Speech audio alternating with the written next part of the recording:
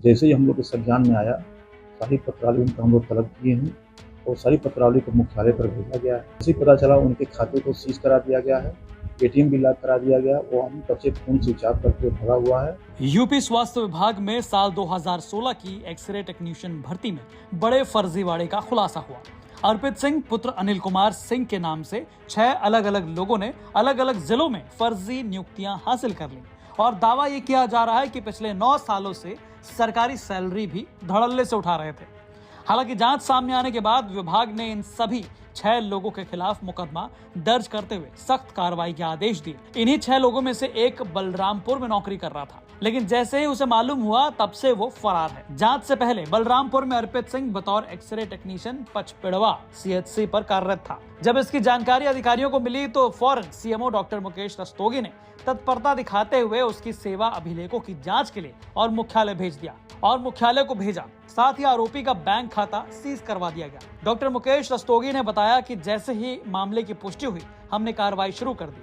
आरोपी फिलहाल phone switch off करके फरार है। शासन और मुख्यालय स्तर से एफआईआर दर्ज हो चुकी है। देखिए, बलरामपुर सीएचसी पचपड़वा में अर्पित सनाब अनिल सिंह के नाम से एक आदमी एक्सरे टेक्नीशियन पद पर कार्य कर रहा था।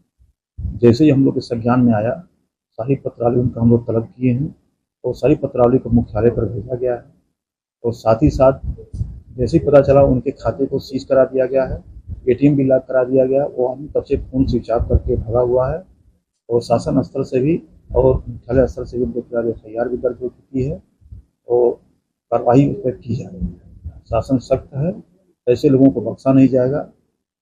तो फिलहाल बलरामपुर वाले अर्पित सिंह की तलाश जारी है। हालांकि जो असल अर्पित सिंह हैं, उन्होंने यूपी तक से एक इंटरव्यू में बताया कि वो खुद अपना नाम अखबार में पढ़कर बड़े हैरान थे।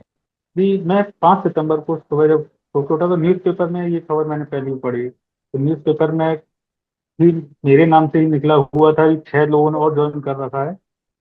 अभी शॉकिंग न्यूज़ थी एक बार देखने के बाद, क्योंकि अक्सर हम लोग सुनते हैं ये चीज़ें, पर जब खुद के साथ होते एकदम थोड़ा शॉकिंग थी।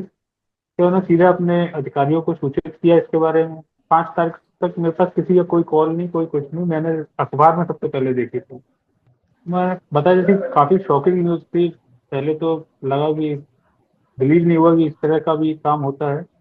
मैंने अपने अधिकारियों को करा और उसके बाद मेरे पास कॉल्स आना शुरू हुए, मतलब मेरे स्टाफ के कॉल्स और मेरे कलीग्स वगैरह, इन सब के कॉल्स आए।